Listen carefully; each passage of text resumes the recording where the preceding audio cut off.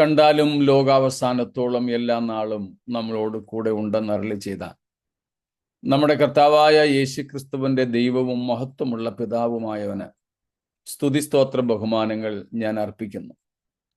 ഈ രാത്രി നമുക്കൊരുമിച്ച് ദൈവപാദങ്ങളിലേക്ക് വരുവാൻ കർത്താവ് പിന്നെയും അവസരങ്ങളെ നൽകി. കഴിഞ്ഞ 2 ദിവസങ്ങൾ നമുക്ക് ക്ലാസ് ഇല്ലായിരുന്നു. കർത്താവ് നമ്മെ സഹായിച്ചതോർത്ത് ദൈവത്തിന് സ്തോത്രം ചെയ്യുകയാണ്. നിങ്ങളുടെ സഹകരണങ്ങൾക്ക് വീണ്ടും നന്ദി അറിയിക്കുന്നു. ഇടയ്ക്കിടയ്ക്ക് നമ്മുടെ ക്ലാസ് മുടങ്ങുന്നുണ്ട്. എങ്കിലും ബാക്കി ദിവസങ്ങൾ നമുക്കൊരുമിച്ച് കൂടാനായിട്ട് ദൈവം അവസരങ്ങളെ നൽകുന്നല്ലോ. അത് നമ്മുടെ ആത്മീയ വർധനവിന് കാരണമാകട്ടെ എന്ന ദൈവസന്നിധിയിൽ ആഗ്രഹിക്കുകയും പ്രാർത്ഥിക്കുകയും ചെയ്യുന്നു. സ്തോത്രം.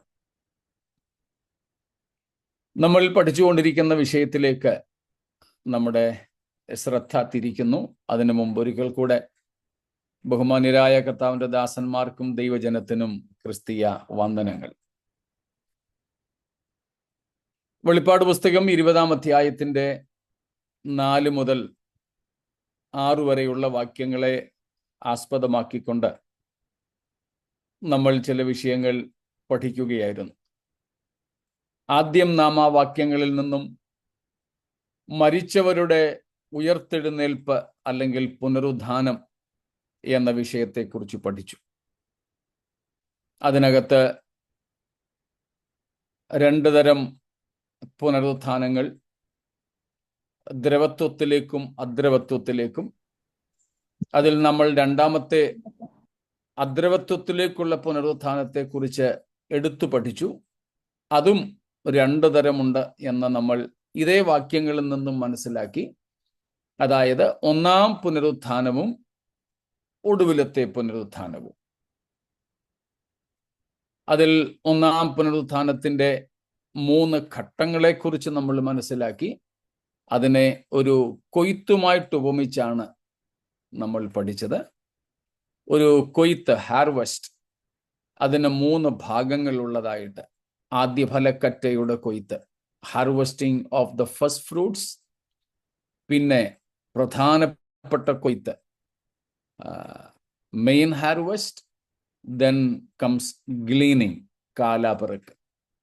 അങ്ങനെ യേശു കർത്താവും കർത്താവിൻ്റെ ഉയർപ്പിന്റെ സമയത്ത് കല്ലറകളെ വിട്ട പഴയ നിയമ വിശുദ്ധന്മാരും നമുക്ക് ആദ്യഫലം എന്ന നിലയിൽ കാണാം. യേശുക്രിസ്തുവാണ് മരിച്ചവരിൽ നിന്നും ആദ്യജാതൻ അല്ലെങ്കിൽ ആദ്യഫലം. മനുഷ്യരിൽ ആദ്യഫലമായിട്ട് ഉയർത്തെഴുന്നേറ്റ വിശുദ്ധന്മാരെയാണ് നമ്മൾ അവിടെ കാണുന്നത്. മത്തായി 27-ാം അധ്യായത്തിലാണ് നാം ആ ഭാഗങ്ങൾ കാണുന്നത്. 2 പ്രധാനപ്പെട്ട കൊയ്ത്ത് എന്ന നിലയിൽ നമ്മുടെ കർത്താവായ യേശുക്രിസ്തുവിന്റെ മേഘപ്രത്യക്ഷതയെങ്കിൽ സഭയുടെ ഉൽപ്രാവണ സമയത്ത് ക്രിസ്തുവിൽ മരിച്ചവർ മുമ്പേ ഉയർക്കും എന്ന് 1 തെസ്സലോനിക്കർ 4:16 പറഞ്ഞിരിക്കുന്നത് സംഭവിക്കും. പിന്നീട് കാലാപെറുക്ക്, ഗ്ലീനിങ് എന്ന നിലയിൽ the resurrection of the tribulation saints when Christ comes to this earth again. ഈ ഭൂമിയിലേക്ക് നമ്മുടെ കർത്താവ് തന്റെ വിശുദ്ധന്മാരുമായിട്ട് വീണ്ടും വരുന്ന സമയത്ത് മഹാപീഡനകാല വിശുദ്ധന്മാരുടെ ഉയർപ്പ് സംഭവിക്കും. അതാണ് കാലാപെറുക്ക് എന്ന നിലയിൽ. അങ്ങനെ ഈ 3 കൂടെ ചേരുമ്പോഴാണ് 1-ാമത്തെ പുനരുത്ഥാനം സംഭവിക്കുന്നത്. പിന്നെയുള്ളത് മരിച്ചവരുടെ പുനരുത്ഥാനം. അതേക്കുറിച്ച് നാം ഇപ്പോൾ കണ്ടുകൊണ്ടിരിക്കുകയും കൂടെയായിരുന്നു. വെളിപ്പാട് 20-ാം അധ്യായത്തിന്റെ 12-ാമത്തെ വാക്യത്തിലാണ് നാം അത് കണ്ടത്. മരിച്ചവർ ആബാലവൃദ്ധം ഉയർത്ത് എഴുന്നേറ്റ് യേശുക്രിസ്തുവിന്റെ വലിയ വെള്ള സിംഹാസനത്തിന്റെ മുമ്പിൽ നിൽക്കുന്നത് ഞാൻ കണ്ടു എന്ന് യോഹന്നാൻ പറയുന്നു. അത് മരിച്ചവരുടെ പുനരുത്ഥാനം എന്ന നിലയിൽ കണ്ടു. അതായിരുന്നു ഈ മരിച്ചവരുടെ ഉയർപ്പ് അല്ലെങ്കിൽ മൃതന്മാരുടെ പുനരുത്ഥാനം, മൃതകോത്ഥാനം എന്ന നിലയിൽ നാം വെളിപ്പാട് 20-ന്റെ 4 തൊട്ട് 6 വരെയുള്ള വാക്യങ്ങളിൽ നിന്നും കണ്ട ആദ്യത്തെ വിഷയം. രണ്ടാമത്തെ വിഷയമായിരുന്നു ന്യായവിധികൾ. പ്രധാനമായുമുള്ള ന്യായവിധികളെ നമ്മൾ കണ്ടു. കഴിഞ്ഞുപോയ ന്യായവിധി, ഇപ്പോൾ നടന്നുകൊണ്ടിരിക്കുന്ന ന്യായവിധികൾ, മേലിൽ സംഭവിപ്പാനുള്ള 5 പ്രധാനപ്പെട്ട ഭാവികാല ന്യായവിധികൾ. അതിലേറ്റവും ഒടുവിലത്തേതായിരുന്നു നമ്മൾ നോക്കിക്കൊണ്ടിരുന്നത്. വെളിപ്പാട് 20 11 മുതൽ 15 വരെയുള്ള വാക്യങ്ങളിൽ നിന്ന് വലിയ വെള്ള സിംഹാസന ന്യായവിധി. അതാണ് ഏറ്റവും ഒടുവിലത്തെ ന്യായവിധി, അന്തിമവിധിയാണ്, ഫൈനൽ ജഡ്ജ്മെന്റ്. അതിനെ ശിക്ഷാവിധി എന്ന പേരിലും അറിയുന്നു. നമ്മൾ എബ്രായ ലേഖനം 6-ാം അധ്യായത്തിന്റെ 1-2 വാക്യങ്ങളിൽ നിന്നും വായിച്ചത് ഇറ്റേണൽ കണ്ടംനേഷൻ, നിത്യ ശിക്ഷാവിധി എന്നാണ്. കാരണം ഈ ഒടുവിലത്തെ ന്യായവിധി, വലിയ വെള്ളസിംഹാസന ന്യായവിധി, മരിച്ചവരുടെ, ശിക്ഷിക്കപ്പെട്ടവരുടെ, അഭക്തന്മാരുടെ, അശുദ്ധരുടെ, അനുസരണം കെട്ടവരുടെ, മത്സരബുദ്ധിക്കാരുടെ ന്യായവിധിയാണ്. അവരെ ന്യായം വിധിച്ച് കർത്താവ് ശിക്ഷ വിധിക്കുകയാണ്. സ്തോത്രം. അതാണ് നാം കണ്ടുകൊണ്ടിരുന്നത്. ഇപ്പോൾ നരകത്തെക്കുറിച്ചുള്ള ഒരു ചെറിയ ചിത്രവും നമുക്ക് ലഭിച്ചു കാണുമല്ലോ. അത് ഉണ്ടാക്കപ്പെട്ടത് പിശാചിനും അവന്റെ ദൂതന്മാർക്കും വേണ്ടിയാണ്. പക്ഷേ ജീവകാലത്ത് പിശാചിന്റെ കർത്തൃത്വത്തിൽ ജീവിക്കുന്ന, പിശാചിനെ അനുസരിച്ച് ജീവിക്കുന്ന, കോപത്തിന്റെ മക്കളായി തന്നെ തുടരുന്നവർക്കും മരണാനന്തരം ലഭിക്കുന്നതും ആ സ്ഥലം തന്നെ ആയിരിക്കുമെന്ന് നമ്മൾ മനസ്സിലാക്കി. അപ്പൊ നരകം അക്ഷരീയമായ ഒരു സ്ഥലമാണ്, അപ്പോൾ തന്നെ അവിടുത്തെ അനുഭവങ്ങൾ ഒരു അവസ്ഥയുമായിരിക്കുന്നു എന്ന് നമ്മൾ കണ്ടു. സ്തോത്രം. നമ്മുടെ റെക്കോർഡിങ്ങും മറ്റും കേട്ടിട്ട് ആ തിരുവെഴുത്തുകളുടെ പഠനം എങ്ങനെ അവർക്ക് അനുഗ്രഹമായി എന്നുള്ളതിനെക്കുറിച്ച് ചിലർ ദൈവനാമ മഹത്വത്തിന് വേണ്ടി എനിക്ക് മെസ്സേജ് അയച്ചതും കൂടെ നിങ്ങളുടെയും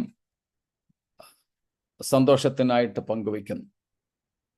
ഒരുമിച്ച് നമ്മുടെ ഈ പഠനം നമ്മെ നിത്യതയ്ക്ക് വേണ്ടി ഒരുക്കുന്നതാകട്ടെ.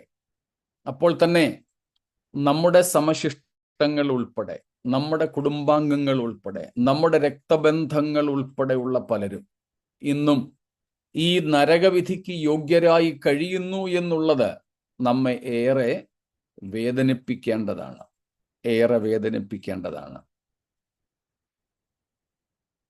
പല സമയത്തും നമ്മൾ ചിന്തിച്ചിട്ടുള്ളത് പോലെ ഏറ്റവും കൂടുതൽ സന്തോഷം അനുഭവിക്കുന്നവരും ദൈവമക്കളാണ്, ഏറ്റവും നിരാശയിൽ കഴിയുന്നവരും ദൈവമക്കൾ തന്നെയാണ്. ലോകത്തിൻ്റെതുപോലെയുള്ള നിരാശയല്ല എന്ന് മാത്രം. ഏറ്റവും കൂടുതൽ നാം സന്തോഷിക്കുവാനുള്ള കാരണം നമ്മുടെ പേര് ജീവന്റെ പുസ്തകത്തിൽ എഴുതിയിരിക്കുന്നു എന്നുള്ളതാണ്. നമ്മുടെ പാപങ്ങൾ മായ്ക്കപ്പെട്ടിരിക്കുന്നു എന്നുള്ളതാണ്. ഏറ്റവും വലിയ സന്തോഷം രക്ഷയുടെ സന്തോഷമാണ്. പല സന്തോഷങ്ങളെക്കുറിച്ച് തിരുവെഴുത്ത് പറയുന്നു. അതിൽ ഏറ്റവും വലിയ സന്തോഷം, അല്ലെങ്കിൽ ഏറ്റവും ആദ്യത്തെ സന്തോഷമെന്നും പറയാം, രക്ഷയുടെ സന്തോഷമാണ്. രക്ഷയുടെ സന്തോഷം എന്നത് ശിക്ഷാവിധിയിൽ നിന്നും വിമോചിതരായ സന്തോഷമാണ്. പാപങ്ങൾ മോചിപ്പിക്കപ്പെട്ട സന്തോഷമാണ്.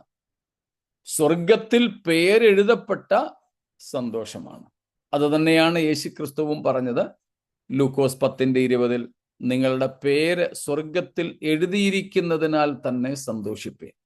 ആ അർത്ഥത്തിൽ ഏറ്റവും കൂടുതൽ സന്തോഷിക്കുന്നവർ ദൈവമക്കളാണ്. നമ്മുടെ പാപങ്ങൾ മോചിക്കപ്പെട്ടിരിക്കുന്നു, നമ്മുടെ ശിക്ഷാവിധി റദ്ദാക്കപ്പെട്ടിരിക്കുന്നു, നാം രക്ഷിക്കപ്പെട്ടിരിക്കുന്നു, നമ്മുടെ പേര് ജീവപുസ്തകത്തിൽ എഴുതിയിരിക്കുന്നു എന്നൊക്കെ ഉള്ളത് തന്നെ ഏറ്റവും വലിയ സന്തോഷം. അപ്പോൾ തന്നെ മറുഭാഗത്ത് ഏറ്റവും വേദനപ്പെടുന്നവർ, ഏറ്റവും നിരാശപ്പെടുന്നവരും ദൈവമക്കളാണ്. ആവർത്തിക്കുന്നു, ലോകപ്രകാരമുള്ള നിരാശകൾ അല്ല, ലൗകിക വസ്തുക്കളുടെ ലഭ്യതക്കുറവ് കൊണ്ടുണ്ടാകുന്ന നിരാശയല്ല, ഭൗമവസ്തുക്കൾ നഷ്ടപ്പെട്ടത് കൊണ്ടുള്ള നിരാശയല്ല, സ്ഥാനമാനങ്ങൾ ഇല്ലാത്തത് കൊണ്ടുള്ളതല്ല, ശാരീരിക പ്രയാസങ്ങൾ കൊണ്ടുള്ള നിരാശയല്ല, ഇപ്പൊ ലോകപ്രകാരമുള്ള നിരാശയല്ല, പകരം ദൈവഹിതപ്രകാരമുള്ള ദുഃഖം. അത് നശിച്ചു പോകുന്ന ആത്മാക്കളെ കുറിച്ചുള്ള ദുഃഖമാണ്. സ്തോത്രം. നമ്മുടെ സമശിഷ്ടങ്ങൾ, നാമുമായിട്ട് രക്തബന്ധമില്ലാത്തവരെന്ന് വെച്ചോളൂ, നമ്മളെ ഉപദ്രവിക്കുന്നവരെന്ന് വെച്ചോളൂ, നമ്മളെ നിരാകരിക്കുന്നവരായിക്കൊള്ളട്ടെ, പക്ഷെ അവർക്ക് സംഭവിപ്പാനിരിക്കുന്ന നിത്യമായ ശിക്ഷാവിധി നമ്മെ വേദനിപ്പിക്കണം.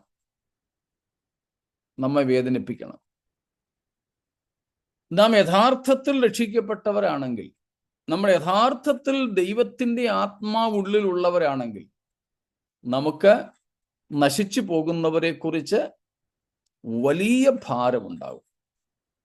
സ്തോത്രം. വലിയ ഭാരമുണ്ടാകും. നമ്മുടെ ഹൃദയം എപ്പോഴും അസ്വസ്ഥമായിരിക്കും. ചിലപ്പോൾ നമ്മൾ പുറമെ ചിരിച്ചും സന്തോഷിച്ചും ആഹാരം കഴിച്ചും ആൾക്കാർക്ക് ആഹാരവും ഒക്കെ കൊടുത്തും ഒക്കെ ഇങ്ങനെ ജീവിച്ചെന്നിരിക്കും. പക്ഷേ ഉള്ളം പിടയുന്ന ഒരനുഭവം ഉണ്ടായിരിക്കും. നമുക്കങ്ങനെ ഉണ്ടോ? നമ്മുടെ ഹൃദയം ഒന്ന് പരിശോധിക്കണം. സ്തോത്രം. ഉള്ളം നീറുന്ന ഒരു അനുഭവം. സ്തോത്രം. പൗലോസ് പറയുന്നത് പൗലോസിന് പ്രസവവേദന ഉണ്ടാകുന്നെന്ന്. Paul says he is in labor pain.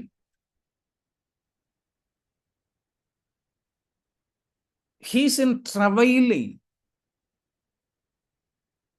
Galatia ലേഖനത്തിൽ നമ്മൾ വായിക്കുന്ന അങ്ങനെയാണ്. സ്തോത്രം. ക്രിസ്തു നിങ്ങളിൽ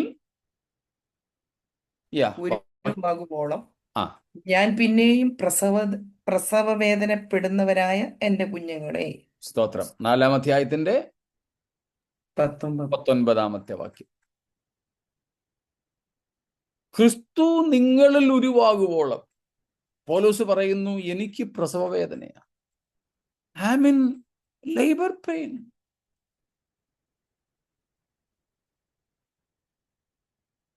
അതുപോലെ നമ്മൾ കണ്ടിട്ടുണ്ട് റോമർ 9-ന്റെ 3-ാമത്തെ പൗലോസ് പറയുന്നു, സ്വജാതിക്കാർക്ക് വേണ്ടി, അതായത് രക്ഷിക്കപ്പെട്ടിട്ടില്ലാത്ത, യേശുവിനെ മശിഹയായിട്ട് സ്വീകരിച്ചിട്ടില്ലാത്ത ഇസ്രായേല്യർക്ക് വേണ്ടി പൗലോസിന്റെ ഹൃദയവേദന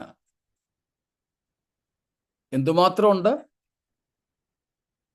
ശാപഗ്രസ്തനാകുവാൻ, ക്രിസ്തുവിനോട് വേർപെട്ട് ശാപഗ്രസ്തനാകുവാൻ ആഗ്രഹിക്കത്തക്കതുപോലെ ജഡപ്രകാരം എന്റെ ചാർച്ചക്കാരായ എന്റെ സഹോദരന്മാർക്ക് വേണ്ടി ഞാൻ തന്നെ ക്രിസ്തുവിനോട് വേർവിട്ട് ശാപഗ്രസ്തനാകുവാൻ ആഗ്രഹിക്കുമായിരുന്നു. സാധ്യമല്ല, പറ്റത്തില്ലത്. പക്ഷേ അത്രമാത്രം പൗലോസ് രക്ഷിക്കപ്പെട്ടിട്ടില്ലാത്ത ഇസ്രായേല്യർക്ക് വേണ്ടിയിട്ട് ജഡപ്രകാരം തൻ്റെ സഹോദരന്മാരായവർക്ക്, ചർച്ചക്കാരായവർക്ക് വേണ്ടി ആഗ്രഹിക്കുന്നു. ഇനി ലോകത്തിന് വേണ്ടിയില്ലെങ്കിലും നമ്മുടെ കുടുംബങ്ങളിൽ തന്നെ രക്ഷിക്കപ്പെട്ടിട്ടില്ലാത്തവർക്ക് വേണ്ടി ഇങ്ങനെ ഒരു വേദന നമ്മുടെ ഹൃദയത്തിൽ ഉണ്ടാവണം. അങ്ങനെ ഒരു വേദന നമ്മുടെ ഹൃദയത്തിൽ ഉണ്ടായാൽ നമ്മൾ അവർക്ക് വേണ്ടി ഈ വേദനയോടെ പ്രാർത്ഥിക്കും. ഈ വേദനയോടെ നാം അവർക്ക് വേണ്ടി കർത്താവിനോട് ഇടിവിൽ നിൽക്കും. will intercede for these people if we hold such a deeper pain in our hearts for those family members, maybe distant family members who are not yet repented. We will pray for them with a desperate pain and desire for their salvation. We will be ready to pay any cost for their salvation, including our own eternity. അങ്ങനെ ഒരു വേദന അവരെക്കുറിച്ച് നമ്മുടെ ഉള്ളിലുണ്ടെങ്കിൽ അവർ ഏതു വിധേനയും രക്ഷിക്കപ്പെടണമെന്ന് നമ്മൾ ആഗ്രഹിക്കും. അങ്ങനെ ഒരു ആഗ്രഹമുണ്ടെങ്കിൽ അവരുടെ രക്ഷയ്ക്ക് വേണ്ടി എന്തും വിലയായി കൊടുക്കുവാൻ നാം തയ്യാറാകും. ആ എന്തും എന്നുള്ളതിനകത്ത് എന്തുവരെയുണ്ട്?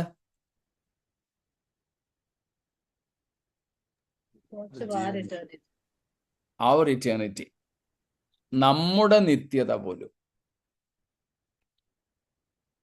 സ്തോത്രം. അതാണ് പൗലോസ് പറഞ്ഞത്, I myself am ready to be cursed, separated from Christ. Paul was ready to get away from Christ and be accursed for the sake of Israelites.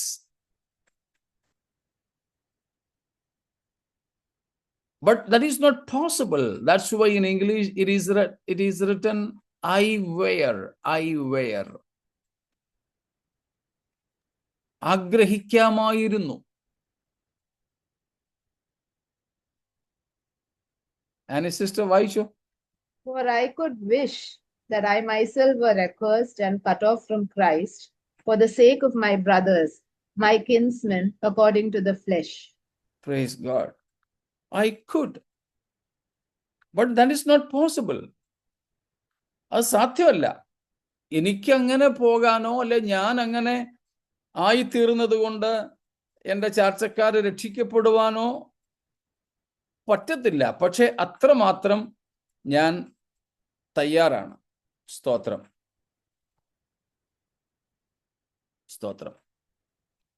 If I myself were accursed,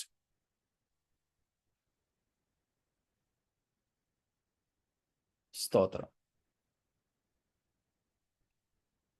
അങ്ങനത്തെ ഒരു ആഗ്രഹം നമുക്ക് നമ്മുടെ പ്രിയപ്പെട്ടവരെ കുറിച്ച് വേണം. അങ്ങനെ ഒരു ആത്മഭാരം നമ്മൾ ഉണ്ടാകണം. ഒരു നല്ല ആത്മീയന്റെ ഒരു ലക്ഷണമാണ് നശിച്ചു പോകുന്ന ആത്മാക്കളെ കുറിച്ചുള്ള ഭാരം. This is one of the signs of a healthy spiritual life, that a burden for the perishing souls. Burden for perishing souls. ഇന്നത് നഷ്ടപ്പെട്ടുകൊണ്ടിരിക്കുന്നു, നഷ്ടമായിക്കൊണ്ടിരിക്കുന്നു.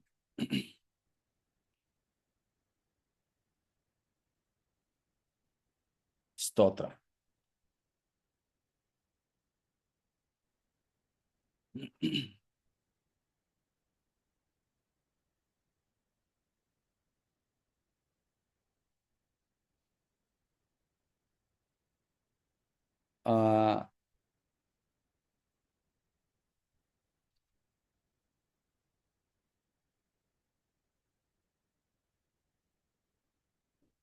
എനിക്ക് മെസ്സേജ് അയച്ച ഒരാൾ എഴുതുന്നത് ഇങ്ങനെയാണ്: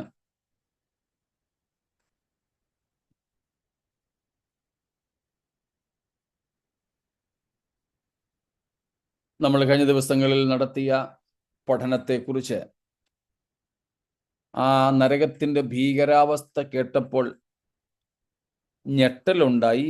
അതോടൊപ്പം നഷ്ടപ്പെട്ടു പോകുന്ന ആത്മാക്കൾക്ക് ഇനി രക്ഷിക്കപ്പെടാനായിട്ട് വേറൊരവസരം ഇല്ല എന്നുള്ള സത്യം അറിയുമ്പോഴുള്ള ഒരു വലിയ വേദന. അതിൽ ഒരുപക്ഷെ നമ്മുടെ പ്രിയപ്പെട്ടവരും ഉൾപ്പെടുമല്ലോ എന്നുള്ള ഭയവും ഉണ്ടായി. സ്തോത്രം.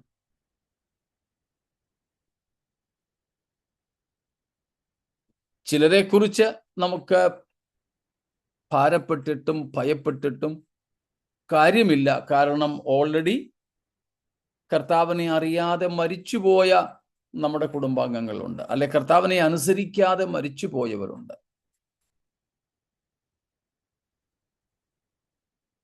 എന്നാൽ ഇപ്പോൾ നമ്മുടെ കാലത്ത് ജീവിച്ചിരിക്കുന്ന നമ്മുടെ കുടുംബാംഗങ്ങളെ കുറിച്ചെങ്കിലും, നമ്മുടെ ചർച്ചക്കാരെ കുറിച്ച്, അയൽക്കാരെ കുറിച്ചൊക്കെയെങ്കിലും നമുക്ക് ഈ ഭാരമുണ്ടാകണം.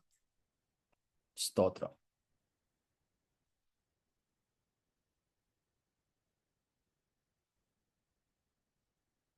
നമ്മൾ ആ 2 വാക്യങ്ങളാണ് സാധാരണ എടുക്കാറുണ്ടായിരുന്നത്. The utmost price we should be ready to pay for the salvation of others.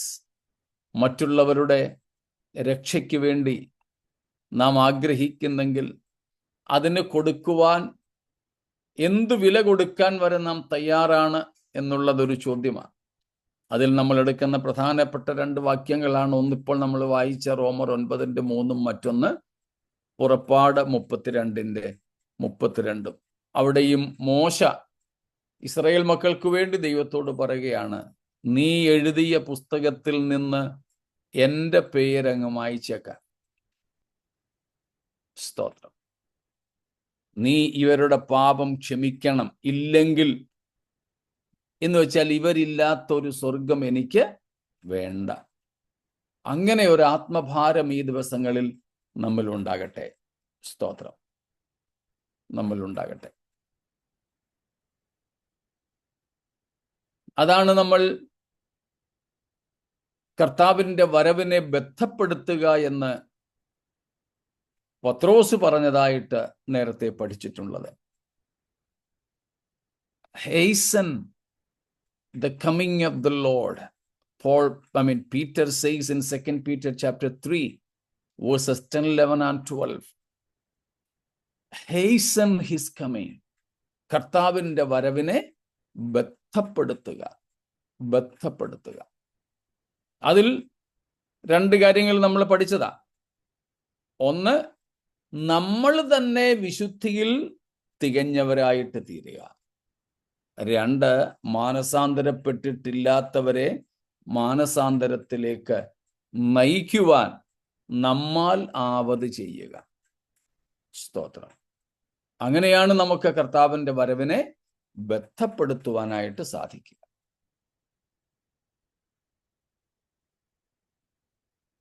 അപ്പോൾ നരകത്തിൻ്റെ ആ ഭീകരത തീർച്ചയായിട്ടും നമ്മെ അസ്വസ്ഥപ്പെടുത്തണം. നരകത്തെക്കുറിച്ച് വളരെ ലാഘവബുദ്ധിയോടെ, വെറും സിമ്പിളായിട്ട് ചിന്തിക്കുന്നവർ,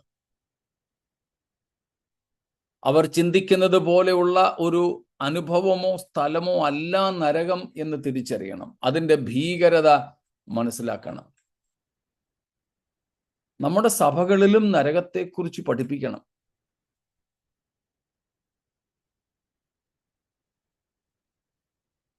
നമ്മുടെ വിശുദ്ധന്മാരുടെ കൂടിവരവുകളിലും നരകത്തെക്കുറിച്ച് പ്രസംഗിക്കണം.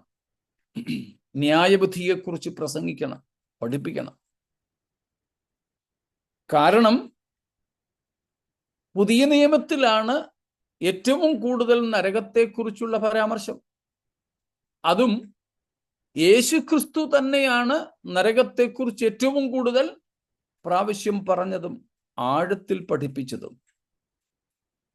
നമ്മൾ കഴിഞ്ഞ ദിവസങ്ങളിൽ തന്നെ നരകത്തെക്കുറിച്ചുള്ള വിവരണങ്ങൾ എടുത്തതിൽ പരമാവധി യേശുക്രിസ്തുവിന്റെ വാക്കുകളാണ്. പരമാവധി. Even in the New Testament church, in our churches, in our sabhayogams, in our church Sunday meetings, in our normal fellowships, our church should be taught and educated in the teachings of condemnation and hell. നരകത്തെക്കുറിച്ചുള്ള വിഷയത്തിൽ നമ്മുടെ സഭകൾ ബോധവാന്മാരാകണം. സ്തോത്രം. പക്ഷെ നമ്മുടെ സഭകളിലൊക്കെ ഇന്ന് ഇതൊന്നും പ്രസംഗിക്കാറില്ലല്ലോ. ക്രൂശിനെ കുറിച്ച് പോലും പ്രസംഗിക്കാറില്ല. യേശുവിനെ കുറിച്ച് പ്രസംഗിക്കുന്നത് കുറവാണ്. അത്ഭുതങ്ങളെക്കുറിച്ചും അടയാളങ്ങളെക്കുറിച്ചും അനുഗ്രഹങ്ങളെക്കുറിച്ചും വിടുതലുകളെക്കുറിച്ചും ഒക്കെയാ പ്രസംഗം. സ്തോത്രം.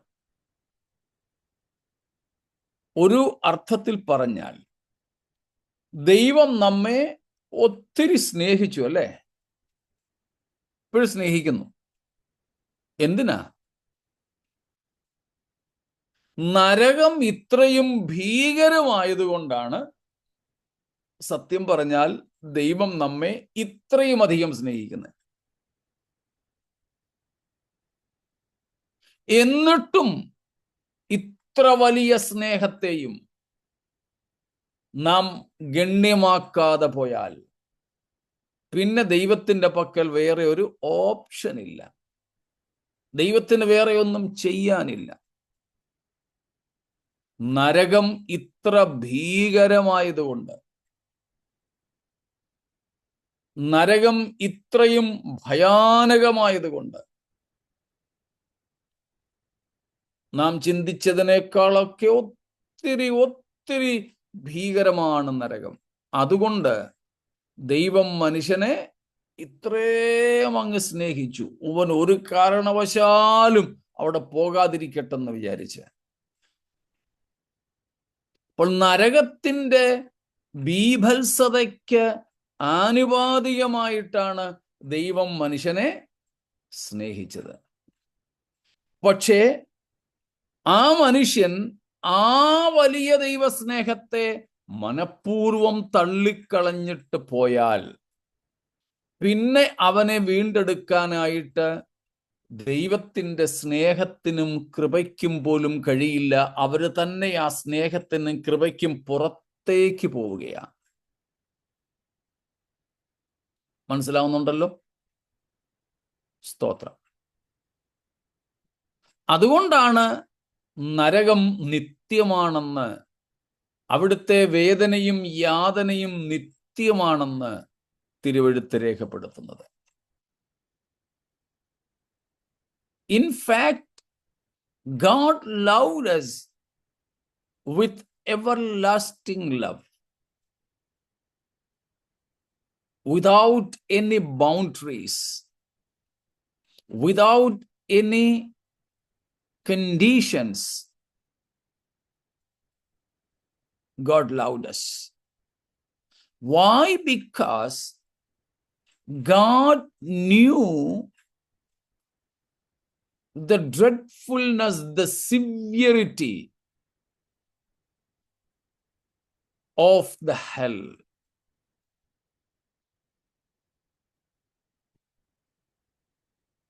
How deep the sorrow is in hell.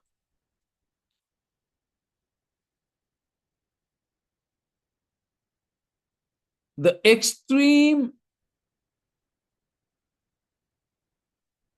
pain, tormentation, condemnation, hurt and pain, God knows it.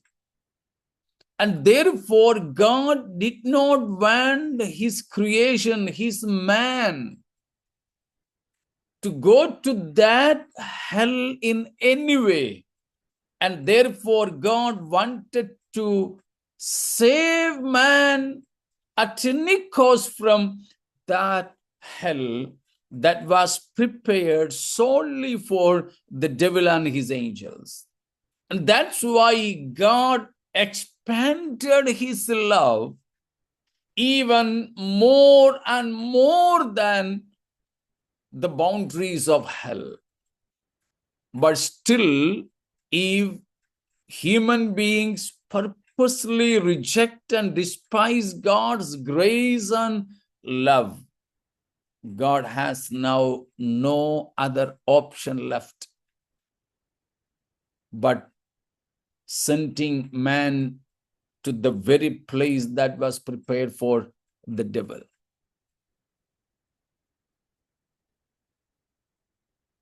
ഇത്ര ബീഭത്സമായ നരകത്തിൽ നിന്ന് മനുഷ്യജാതിയെ എന്തു വില കൊടുത്തും രക്ഷിപ്പാൻ ദൈവം ആഗ്രഹിച്ചു.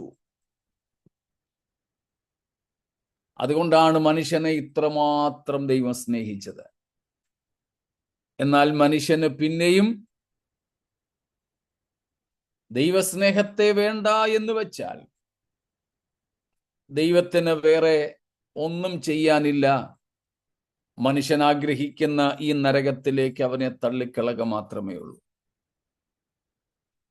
ഇത് നമ്മുടെ ഇടയിലും പ്രസംഗിക്കണം. പേടിപ്പിക്കാനല്ല, പക്ഷേ കൺവിൻസ് ചെയ്യിപ്പിക്കാൻ, ബോധ്യപ്പെടുത്താൻ.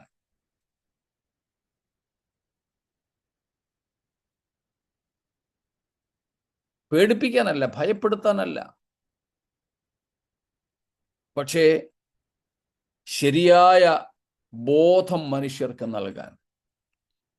സുവിശേഷ പ്രസംഗങ്ങളിൽ ഇത് പ്രസംഗിക്കണം,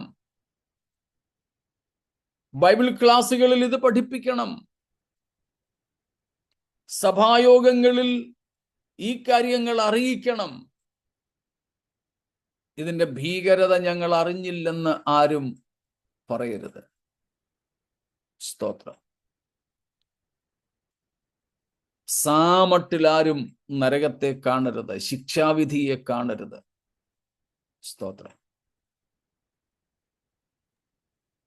ദൈവം നമുക്ക് നൽകിയ ഈ ഇത്ര വലിയ രക്ഷയിൽ നാം സന്തോഷിച്ച്, നാം ഉല്ലസിച്ച്, ആനന്ദിച്ച് മുൻപോട്ട് പോകുമ്പോൾ തന്നെ രക്ഷിക്കപ്പെട്ടിട്ടില്ലാത്തവരെ ഓർത്ത് നാം ദുഃഖിക്കുകയും അവരുടെ രക്ഷയ്ക്ക് വേണ്ടി ദൈവത്തോട് പ്രാർത്ഥിക്കുകയും അവരോട് കർത്താവിനെ കുറിച്ച് പറയുകയും ചെയ്യുവാൻ നമുക്കിടയാകണം. സ്തോത്രം.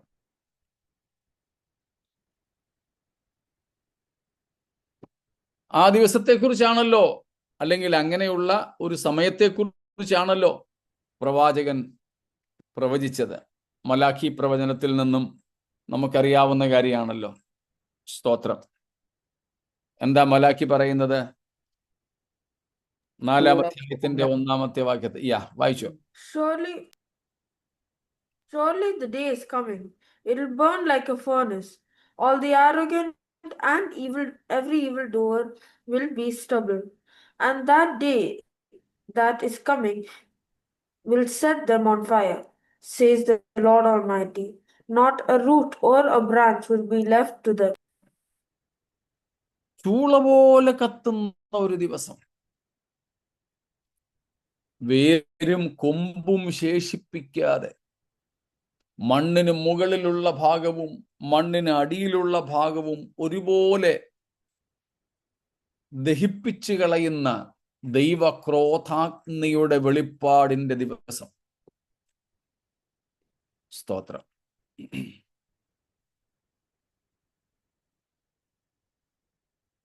നമ്മൾ കേട്ടിട്ടുള്ളതാണല്ലോ. പണ്ട് ശ്രീ EMS നമ്പൂതിരിപ്പാട്, നമ്മുടെ കേരളത്തിലെ കമ്മ്യൂണിസ്റ്റ് നേതാവായിരുന്നു, മുഖ്യമന്ത്രിയൊക്കെ ആയിരുന്നയാള്. ബ്രാഹ്മണ കുടുംബത്തിൽ ജനിച്ചയാളാണെങ്കിലും നിരീശ്വരവാദി, നാസ്തികനായി, യാഥാസ്ഥിക കമ്മ്യൂണിസ്റ്റുകാരനായി തീർന്ന മനുഷ്യൻ. അദ്ദേഹത്തോടൊപ്പം ട്രെയിനിൽ ആരോ സുവിശേഷകർ യാത്ര ചെയ്തുവെന്നാണ് കേട്ടിട്ടുള്ളത്. പരിചയപ്പെട്ടപ്പോൾ ഇദ്ദേഹം ഒരു ക്രിസ്ത്യാനിയാണെന്നും സുവിശേഷകനാണെന്നും EMSന് മനസ്സിലായി. അപ്പോൾ EMS ചോദിച്ചെന്ന്, മലാഖി 4:1 നിങ്ങൾ വിശ്വസിക്കുന്നുണ്ടോ? നമ്മുടെ നിയമസഭയിൽ ഉൾപ്പെടെ കമ്മ്യൂണിസ്റ്റുകാര് വേദപുസ്തക വാക്യങ്ങളൊക്കെ ഉദ്ധരിച്ചിട്ടുള്ളത് നിങ്ങൾക്കറിയാമല്ലോ. ഇപ്പോഴും എനിക്ക് തോന്നുന്നു കേരളത്തിൽ ജീവിച്ചിരിക്കുന്ന രാഷ്ട്രീയക്കാരിൽ ഏറ്റവും പ്രായം കൂടിയ ശ്രീ വി എസ് അച്യുതാനന്ദൻ, അദ്ദേഹവും പ്രമാദമായ കേരള നിയമസഭ ബജറ്റ് സമ്മേളനത്തിൽ ബൈബിൾ വാക്യങ്ങൾ ഉദ്ധരിച്ചത് വളരെ വാർത്തയായിരുന്നു. മാണി സാറിനെതിരെ. അതുപോലെ ഇപ്പോൾ നിലമ്പൂര് സ്ഥാനാർത്ഥിയായിരിക്കുന്ന, കമ്മ്യൂണിസ്റ്റ് സ്ഥാനാർത്ഥിയായിരിക്കുന്ന മിസ്റ്റർ സ്വരാജ്, അദ്ദേഹം ഈ കഴിഞ്ഞിടയ്ക്ക് മത്തായിയുടെ സുവിശേഷത്തിൽ നിന്ന് വാക്യങ്ങൾ ഉദ്ധരിച്ചു. അതേക്കുറിച്ച് പത്രക്കാർ ചോദിച്ചതുമൊക്കെ യൂട്യൂബിൽ കട്ട് ചെയ്തിട്ടിട്ടുണ്ട്. ചെറുപ്പകാലം മുതൽ വേദപുസ്തക വാക്യങ്ങൾ അദ്ദേഹത്തെ ഒത്തിരി ആകർഷിച്ചിരുന്നു എന്നാണ് പറഞ്ഞിരിക്കുന്നത്. പോട്ടെ, ഇപ്പൊ രാഷ്ട്രീയക്കാർക്കൊക്കെ നമ്മളെക്കാളിലും വേദപുസ്തകമൊക്കെ അവരുടെ ലക്ഷ്യങ്ങൾക്ക് വേണ്ടിയാണെങ്കിലും വായിക്കാറുണ്ട്. ഈ കഴിഞ്ഞിടയ്ക്ക് നമ്മൾ കണ്ടതാണല്ലോ 7 I am sayings of Jesus, യേശു ക്രിസ്തുവിന്റെ 7 ഞാനാകുന്നുവെന്ന പ്രഖ്യാപനങ്ങളെ കുറിച്ച് നമ്മുടെ കേരളത്തിലെ പ്രതിപക്ഷ നേതാവ് പോയി ഒരു ക്രിസ്തീയ യോഗത്തിൽ പ്രസംഗിച്ചത്. നമ്മുടെ പാസ്റ്റേഴ്സിൽ പലർക്കും പോലും അറിഞ്ഞുകൂടാത്ത കാര്യങ്ങൾ അദ്ദേഹം, എനിക്കൊന്ന് കുറിപ്പ് പോലും ഇല്ലാതെ അവിടെ നിന്ന് പ്രസംഗിച്ചത്. ഇപ്പൊ രാഷ്ട്രീയക്കാർ ഇതൊക്കെ ഉപയോഗിക്കാറുണ്ട്. വേദപുസ്തകം എന്ന് മാത്രമല്ല, എല്ലാ മതഗ്രന്ഥങ്ങളും അവര് പഠിക്കാറുണ്ട്. അക്കൂട്ടത്തിലാണ് EMS പോലെയുള്ള മഹാന്മാർ, ബുദ്ധിരാക്ഷസന്മാർ.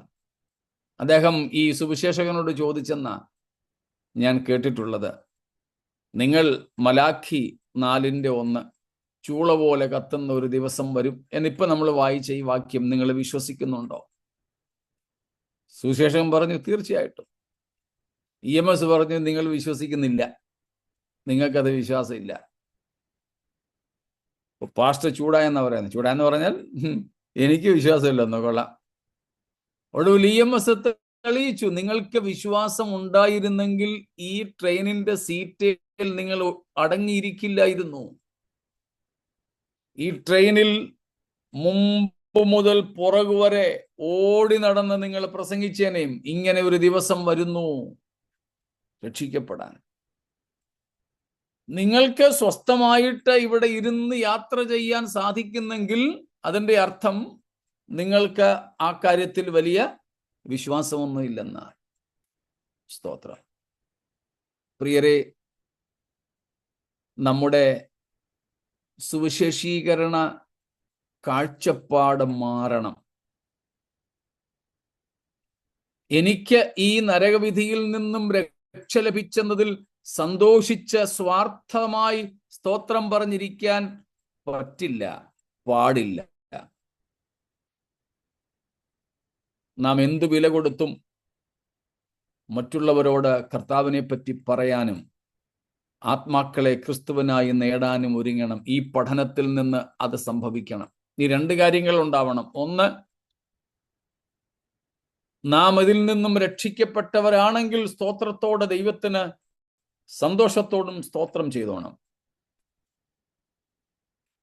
അതുപോലെ തന്നെ നമ്മുടെ സ്വന്തം രക്ഷ ഇതുവരെ ഉറപ്പായിട്ടില്ലെങ്കിൽ നാം കർത്താവായ യേശുവിൽ വിശ്വസിച്ച് പാപങ്ങളിൽ നിന്നും മാനസാന്തരപ്പെട്ട് വരുവാനുള്ള ഈ വലിയ ശിക്ഷാവിധിയിൽ നിന്നും ഒഴിഞ്ഞിരിക്കണം. സ്തോത്രം. 2ാം ഭാഗം, അതാണ് 1ാം ഭാഗം. 2ാം ഭാഗം, എന്ത് വില കൊടുത്തും മറ്റുള്ളവരെ കർത്താവിലേക്ക് നയിക്കുന്നതിന് നാം ഒരുങ്ങണം. അതിനു വേണ്ടിയുള്ള ആത്മഭാരം, ആഗ്രഹം, പ്രാർത്ഥന, സുവിശേഷം അറിയിക്കുക, ഇതെല്ലാം നമ്മൾ ഉണ്ടാകണം. സ്തോത്രം. നമ്മളൊരു പാട്ടിൽ പാടുന്നത് പോലെ വീടും വയലും തോട്ടവുമെല്ലാം നേടുവാനുള്ള ബാക്കി എന്താ? സമയം ഇതല്ല. പിന്നെന്ത് ചെയ്യണം? കാടും മലയും ആവലോടുകൂടി നേടുക നീ ആത്മാക്കളെ. ആത്മാക്കളെയും. സ്തോത്രം. ആ സ്റ്റാൻസ ഒന്ന് പാടിക്കും.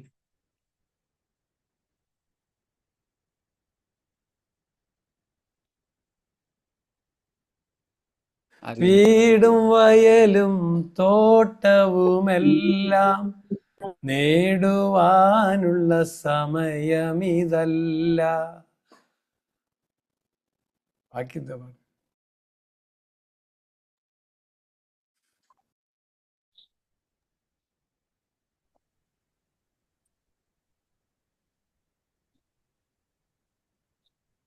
കാടും വയലും ആവലോടോടി നേടുക നീ ആത്മാക്കളെയും. സ്തോത്രം. കാടും വയലും ആവലോടോടി നേടുക നീ ആത്മാക്കളെയും. സ്തോത്രം.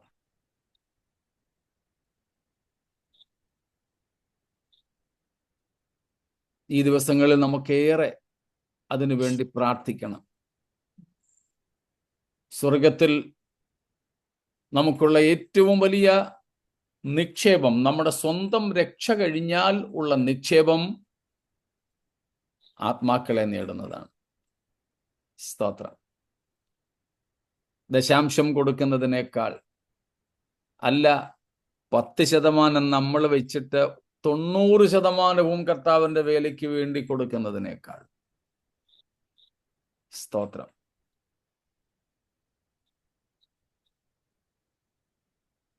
ചാരിറ്റബിൾ വർക്ക്സ്,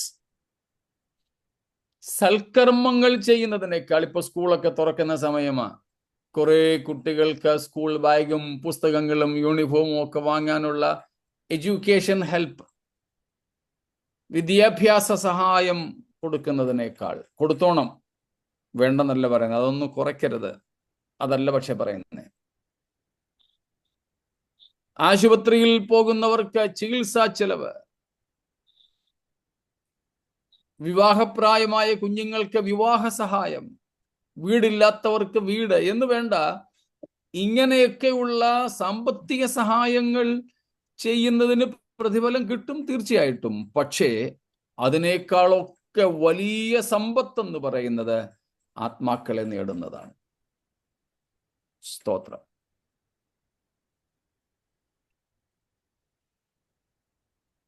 ആയതിന് കർത്താവ് നമ്മെ സഹായിക്കട്ടെ എന്ന് പറഞ്ഞ ആ ഭാഗം ഞാൻ വിടുന്നു. സ്തോത്രം.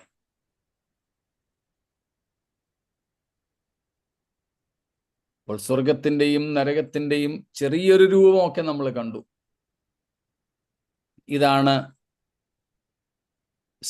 ന്യായവിധികളെ കുറിച്ച് നമുക്ക് പറയാനായിട്ട്, പഠിക്കാനായിട്ടുള്ളത്. ഇത്രയും കാര്യങ്ങൾ വ്യക്തമാണോ? എന്തെങ്കിലും ചോദ്യങ്ങൾ ഈ ഭാഗങ്ങളിൽ നിന്നുണ്ടോ?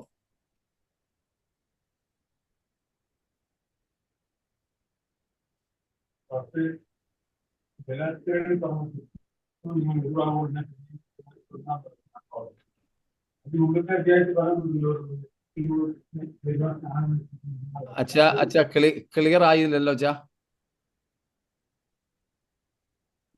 നിങ്ങൾ ഗുരുവാകുമ്പോഴും പിന്നെയും കർത്തവ്യപ്പെടുന്ന ഭാഗം പറഞ്ഞില്ലേ? കേൾക്കുന്നില്ല?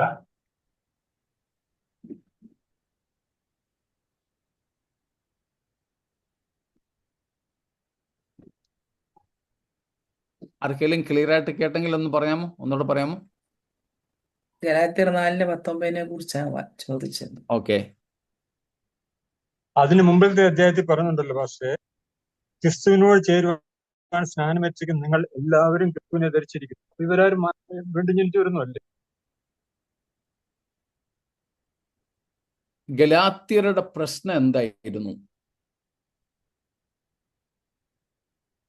3:1 3:1 വായിച്ചോ.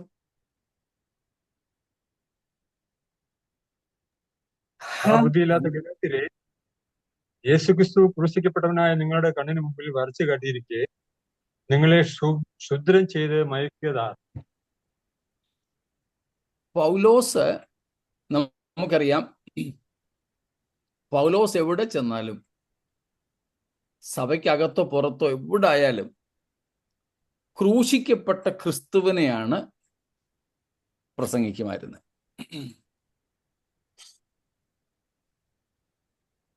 2 തിമോഥെയോസ് 2:8 വാക്യത്തിൽ പൗലോസ് അക്കാര്യം വ്യക്തമാക്കുന്നുണ്ട്.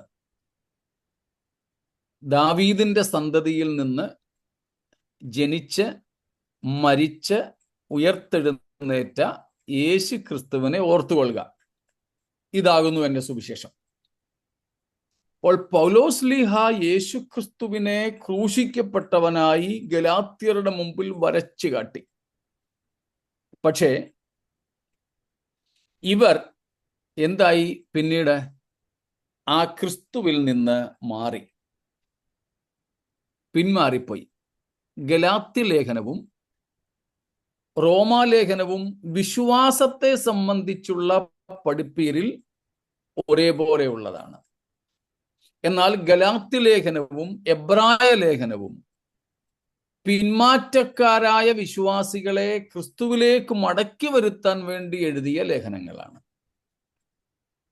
ഈ 2 ലേഖനങ്ങളിലും, ഗലാത്യ ലേഖനത്തിലും എബ്രായ ലേഖനത്തിലും, അപ്പോസ്തലൻ ചെയ്യുന്നത് ക്രിസ്തുവിൽ നിന്നും മാറിപ്പോയ ജനത്തെ മടക്കിക്കൊണ്ടുവരാനാണ്.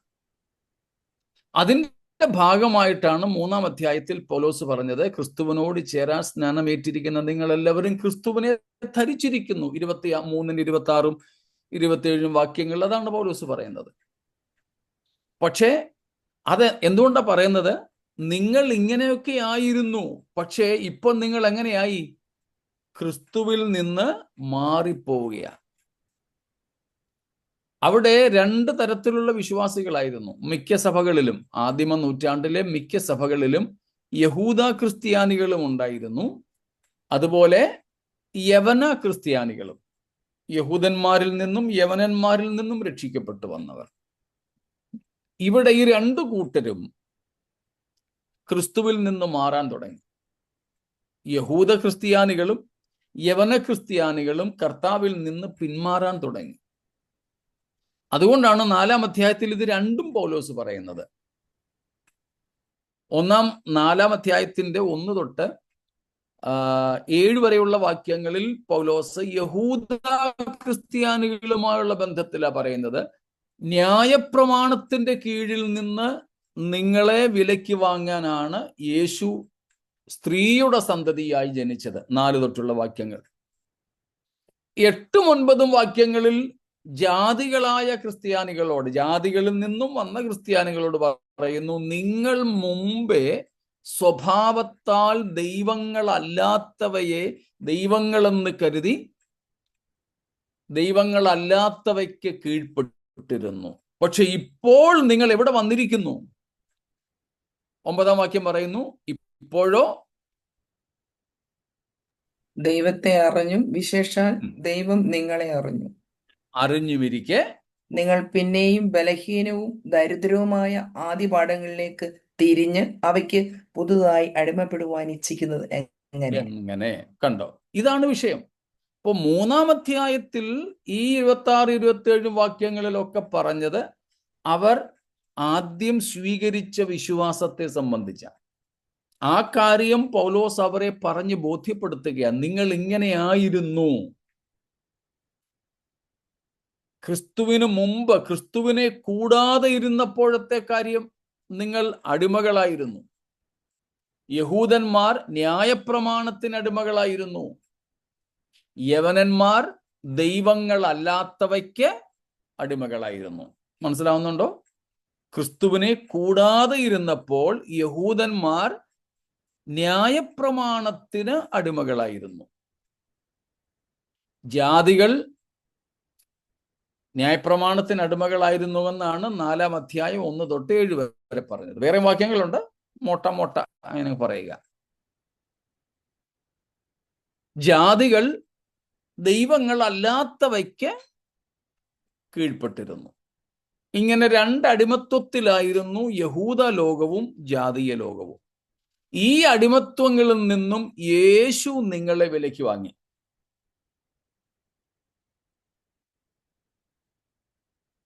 യേശു നിങ്ങളെ വിലയ്ക്ക് വാങ്ങി. 4-ന്റെ 5-ഉം 6-ഉം 7-ഉം വാക്യങ്ങൾ അതാ പറയുന്നത്. യേശു ക്രിസ്തു സ്ത്രീയിൽ നിന്നും ജനിച്ചവനായി, കാലസമ്പൂർണതയിൽ സ്ത്രീയിൽ നിന്ന് ജനിച്ചവനായി, ന്യായപ്രമാണത്തിന് കീഴ് ജനിച്ചവനായി വന്നത് എന്തിനാ? To redeem those who are under the law, Yeah, that to we redeem. might, Yeah, then, so that we might receive adoption as sons. yeah, And because you are sons, God has sent the Spirit of His Son into our hearts, crying, Abba, Father. yeah. So you are no longer a slave, but a son. And Son. if a son, then an heir through God. Yes. അപ്പോൾ യേശു ക്രിസ്തു ന്യായപ്രമാണത്തിന് കീഴ് ജനിച്ചത് നിങ്ങളെ സ്വതന്ത്രരാക്കാനാ. അതാണ് 5-ന്റെ 1-ൽ വീണ്ടും പൗലോസ് പറയുന്നത്, സ്വാതന്ത്ര്യത്തിനായി ക്രിസ്തു നിങ്ങളെ സ്വതന്ത്രരാക്കി. മനസ്സിലാവുന്നുണ്ടല്ലോ? യഹൂദൻ ന്യായപ്രമാണത്തിന് അടിമകളായിരുന്നു. ജാതികൾ പരദൈവങ്ങൾക്ക്, ദൈവങ്ങളല്ലാത്തവയ്ക്ക് അടിമകളായിരുന്നു. യേശു ക്രിസ്തു എന്ത് ചെയ്തു? വിലയ്ക്ക് വാങ്ങി. Purchase dum, redeemed dum. അവരെ വിലയ്ക്ക് വാങ്ങി, അവരെ സ്വതന്ത്രരാക്കി. നിങ്ങളെ ക്രിസ്തു സ്വതന്ത്രരാക്കിയത് എന്തിനു വേണ്ടിയാ? എന്തിനു വേണ്ടിയാ? No longer slave, but a സ്വാതന്ത്ര്യത്തിന് വേണ്ടി. ഫോർ ഫ്രീഡം, സ്വാതന്ത്ര്യത്തിനായി. പക്ഷെ ഇപ്പോൾ നിങ്ങൾ പിന്നെയും എന്ത് ചെയ്യാൻ പോവാ? അടിമനുഖത്തിൽ കുടുങ്ങിക്കൊണ്ടിരിക്കുക. കുടുങ്ങരുത്. അതാണ് പൗലോസ് 19-ാം വാക്യത്തിൽ 4-ന്റെ 19-ൽ പറഞ്ഞത്. നിങ്ങളിൽ പണ്ട് നിങ്ങൾ രക്ഷിക്കപ്പെട്ടതാ, പക്ഷെ ഇപ്പൊ നിങ്ങൾ ക്രിസ്തുവിൽ നിന്ന് അകന്നുപോയി. ക്രിസ്തുവിന്റെ ക്രൂശിനെ നിങ്ങൾ വ്യർത്ഥമായിട്ട് കാണുന്നു. യേശുവിന്റെ ജഡധാരണവും യേശുവിന്റെ ക്രൂശുമരണവും ഒക്കെ നിങ്ങൾക്കിന്ന് വിലയില്ലാത്തതായി. വീണ്ടും നിങ്ങൾ പണ്ട് ഉപേക്ഷിച്ചു കളഞ്ഞ ആദിപാഠങ്ങളിലേക്ക് തിരികെ പോകുന്നു. ദിവസങ്ങളും മാസങ്ങളും ആണ്ടുകളുമൊക്കെ നിങ്ങൾ പിന്നെയും ആചരിക്കാൻ തുടങ്ങുന്നു. അതായത് നിങ്ങൾ വിട്ടുകളഞ്ഞ വ്യർത്ഥമായ ആചാരങ്ങളിലേക്ക്, റിച്വൽസിലേക്ക് നിങ്ങൾ തിരികെ പോകുന്നു. ഇതെല്ലാം കൂടെ കണ്ട് മനംനൊന്ത പൗലോസ് പറയുകയാണ് സഭയോട്, ക്രിസ്തു നിങ്ങളിൽ ഉരുവാകുവോളം ഞാൻ പ്രസവ വേദനപ്പെടുന്നു. ഇതാണ് വിഷയം. നമ്മുടെ ഇടയിലും ധാരാളം പേരുണ്ട്, സ്നാനപ്പെട്ടവരൊക്കെയാ, തിരുവത്താഴം എടുക്കുന്നവരാ, ചിലർ തിരുവത്താഴം കൊണ്ട് കൊടുക്കുന്നവരാ.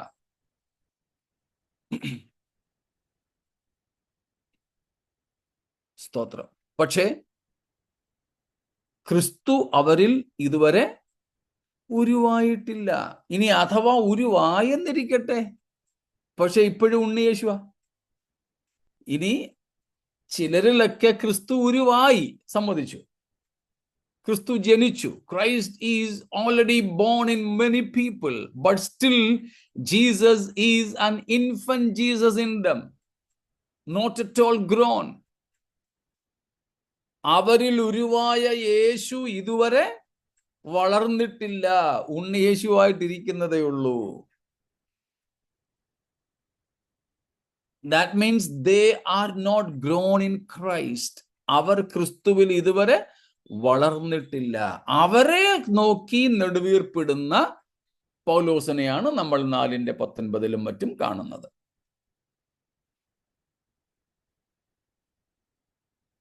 വ്യക്തമാണോ? ഓക്കെ. ഓക്കെ.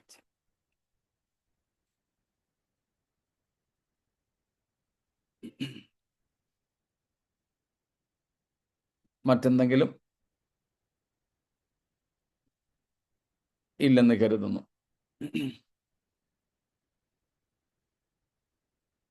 എങ്കിൽ നമുക്ക് ഒരിക്കൽ കൂടെ വെളിപ്പാട് 20-ന്റെ 4 തൊട്ട് 6 വരെയുള്ള വാക്യങ്ങളിലേക്ക് പോകാം. അവിടെ നാം കാണുന്നു, ഒന്നാം പുനരുത്ഥാനത്തിൽ പങ്കുള്ളവൻ ആരാണ്? ഭാഗ്യവാനും വിശുദ്ധനുമാകും. ഭാഗ്യവാനും വിശുദ്ധനുമാകുന്നു എന്ന് വെച്ചാൽ ഭാഗ്യവാന്റെ അവസ്ഥ അല്ലെങ്കിൽ അർത്ഥം നമ്മൾ പഠിച്ചിട്ടുണ്ടല്ലോ ബിയാറ്റിറ്റ്യൂഡ്സിൽ. അഷ്ടഭാഗ്യവർണ്ണനയിൽ ബിയാറ്റിറ്റ്യൂഡ്സ് എന്ന് പറയുന്നത് ഓർമ്മയുണ്ടല്ലോ. അന്ന് ഇല്ലാതിരുന്ന കുറച്ചു പേരുണ്ടെന്ന് എനിക്കറിയാം. നമ്മൾ മത്തായി 5, 6, 7 അധ്യായങ്ങൾ പഠിച്ചതാണ് നേരത്തെ. ഈ വെളിപ്പാട് പുസ്തക പഠനത്തിന് മുമ്പ് നമ്മൾ ദീർഘനാളുകൾ പഠിച്ചത് sermon on the mount, Matthew 5, 6 and 7. ഗിരിപ്രഭാഷണം മത്തായി 5, 6, 7 അധ്യായങ്ങളായിരുന്നു. അതിൽ 5-ാം അധ്യായം 3 മുതൽക്കുള്ള വാക്യങ്ങളിൽ ഭാഗ്യവാൻ ഭാഗ്യവാൻ എന്ന 8 ഭാഗ്യവർണ്ണനകളുണ്ട്. ആ 8 ഭാഗ്യവർണ്ണനകളെയാണ് ബിയാറ്റിറ്റ്യൂഡ്സ്, അഷ്ടഭാഗ്യവർണ്ണനകൾ എന്ന് വിളിക്കുന്നത്. അവിടെ വെച്ച് നമ്മൾ മനസ്സിലാക്കിയതാണ് ഭാഗ്യവാൻ, ബ്ലെസ്സഡ് എന്നതിൻ്റെ അർത്ഥം. സിംപ്ലി അതിൻ്റെ അർത്ഥം എന്തേ ഉള്ളൂ? Happy. Yes, happy. Happy is the man. Oh, how blissful is this person. ഭാഗ്യവാൻ എന്ന് പറഞ്ഞാൽ ഓ, ഈ മനുഷ്യൻ എത്ര സന്തോഷവാൻ. ആർക്കും എടുത്തു കളയാൻ കഴിയാത്ത സന്തോഷം അനുഭവിക്കുന്നവർ എന്നാണ് അതിൻ്റെ അർത്ഥം. സ്തോത്രം. ആർക്കും എടുത്തു കളവാൻ കഴിയാത്ത സന്തോഷം അനുഭവിക്കുന്നവർ. സ്തോത്രം. യേശു കർത്താവ് യോഹന്നാന്റെ സുവിശേഷത്തിൽ അതായിരുന്നല്ലോ പറഞ്ഞത്, നിങ്ങളുടെ സന്തോഷം ആരും എടുത്തു കളയുകയും ഇല്ല. ആർക്കും എടുത്തു കളയാൻ കഴിയാത്ത സന്തോഷം, ആർക്കും അപഹരിപ്പാൻ കഴിയാത്ത സന്തോഷം, ഒന്നിനും നഷ്ടപ്പെടുത്തുവാൻ കഴിയാത്ത സന്തോഷം. അപ്പോൾ ഭാഗ്യവാനും വിശുദ്ധനുമാകുന്നു. ഭാഗ്യവാൻ എന്നത് ഉയർപ്പിന് ശേഷമുള്ള അനുഭവവും, വിശുദ്ധൻ എന്നത് ഉയർപ്പിന് മുമ്പുള്ള യോഗ്യതയുമാണ്. Holy and blessed, no? So that blessed, yeah, please. Yes, blessed. Holy and blessed. Holy is the state of that particular person or persons, even as a qualification for that first resurrection. And blessedness is the state of the resurrected even after the resurrection. മനസ്സിലായോ? വിശുദ്ധൻ എന്നുള്ളത് ഈ ഒന്നാം പുനരുത്ഥാനത്തിൽ പങ്ക് ലഭിക്കുന്നതിന് വേണ്ടിയുള്ള യോഗ്യതയാണ്. പുനരുത്ഥാനത്തിനു മുമ്പുള്ള അവന്റെ അവസ്ഥയുമാണ്. ഭാഗ്യവാൻ അഥവാ അത്യധികം സന്തോഷവാൻ എന്നുള്ളത് ഉയർപ്പ് ലഭിച്ചതിന് ശേഷമുള്ള അവന്റെ അവസ്ഥയാണ്. അതിൻ്റെ അർത്ഥം അതിന് മുമ്പില്ലെന്നല്ല, ഉണ്ട്. ആ പുനരുത്ഥാനത്തിൽ അവൻ പങ്കുള്ളവനാകും എന്ന ബോധ്യം അവനെ പുനരുത്ഥാനത്തിന് മുമ്പും സന്തോഷവാനാക്കി തന്നെ നിർത്തിയിരുന്നു. എന്നാൽ അതിനേക്കാൾ കൂടുതൽ സന്തോഷം അവന് ഉയർപ്പ് ലഭിച്ചു കഴിയുമ്പോഴാണ് ഉണ്ടാവുന്നത്. അതാണ് അവിടെ പറയുന്നത്, ഒന്നാം പുനരുത്ഥാനത്തിൽ പങ്കുള്ളവൻ ഭാഗ്യവാനും വിശുദ്ധനും ആകും. വിശുദ്ധൻ എന്നുള്ളതിൻ്റെയൊക്കെ നിർവചനങ്ങൾ നമ്മൾ നേരത്തെ പഠിച്ചിട്ടുള്ളത് കൊണ്ട് അതൊന്നും ആവർത്തിക്കുന്നില്ല. അവരുടെ ഭാഗ്യാവസ്ഥ എന്താണ്? അവരുടെ സന്തോഷത്തിന് കാരണം എന്താണ്? അടുത്ത വാചകത്തിൽ പറയുന്നു, അവരുടെ മേൽ രണ്ടാം മരണത്തിന് അധികാരമില്ല. രണ്ടാം മരണം എന്നതും നമ്മൾ പഠിച്ചു കഴിഞ്ഞു. 20-ന്റെ 14-ാമത്തെ വാക്യത്തിൽ നമ്മളത് എടുത്തും കാണുന്നുണ്ട്. സ്തോത്രം. എന്താണ് രണ്ടാം മരണം? ഈ തീപ്പൊയ്ക രണ്ടാം മരണം. 14 വാക്യം ഒന്ന് വായിച്ചു. 20:14, 20:14. മരണത്തെയും പാതാളത്തെയും തീപ്പൊയ്കയിൽ തള്ളിയിട്ടു. ഈ തീപ്പൊയ്ക രണ്ടാമത്തെ മരണം. ഈ തീപ്പൊയ്ക രണ്ടാമത്തെ മരണം. അപ്പോൾ ഒന്നാം പുനരുത്ഥാനത്തിൽ പങ്കുള്ളവൻ വിശുദ്ധനുമാണ്, ഭാഗ്യവാനുമാണ്. കാരണം തൻ്റെ വിശുദ്ധിയുടെ ഫലം, സന്തോഷത്തിന് കാരണം രണ്ടാം മരണത്തിന് അവൻ്റെ മേൽ അധികാരമില്ല. എന്ന് വെച്ചാൽ തീപ്പൊയ്കയിൽ നിന്ന് അവന് വിമോചനം ഉണ്ട്. അതേ സംഗതി തന്നെ നാം 21:8 കാണുന്നുണ്ട്. സ്തോത്രം. ഈ തീപ്പൊയ്ക രണ്ടാമത്തെ മരണമാണ്. സ്തോത്രം. ഈ തീപ്പൊയ്ക രണ്ടാം മരണം. 21:8 there also we see this lake of fire is the second death. Those who participate in the first resurrection will escape this lake of fire that will not have any authority over these first resurrected saints. ഒന്നാം പുനരുത്ഥാനത്തിൽ പങ്കാളികളായവരുടെ മേൽ രണ്ടാം മരണം എന്ന തീപ്പൊയ്കയ്ക്ക്, എന്ന് വെച്ചാൽ ശിക്ഷാവിധിക്ക്, കണ്ടംനേഷന് സ്ഥാനമില്ല. സ്തോത്രം. നമ്മുടെ ഏറ്റവും വലിയ ഭാഗ്യം അതാണല്ലോ. സ്തോത്രം. രണ്ടാം മരണമായ തീപ്പൊയ്കയിൽ നിന്നും കർത്താവ് നമ്മെ വിടുവിച്ചു. നമ്മുടെ രക്ഷയുടെ 2 വശങ്ങൾ ഓർക്കുന്നുണ്ടായിരിക്കുമല്ലോ. Salvation is so great. And what is this salvation? 2 aspects. 1, bestowing of the best. Second part, Escaping the worst. yes, escaping the worst. രക്ഷയുടെ 2 മുഖങ്ങളാണത്. ഏറ്റവും ഉത്കൃഷ്ടമായത് നമുക്ക് നൽകപ്പെടുന്നു, ഏറ്റവും നികൃഷ്ടമായത് നമ്മിൽ നിന്നും മാറ്റപ്പെടുന്നു.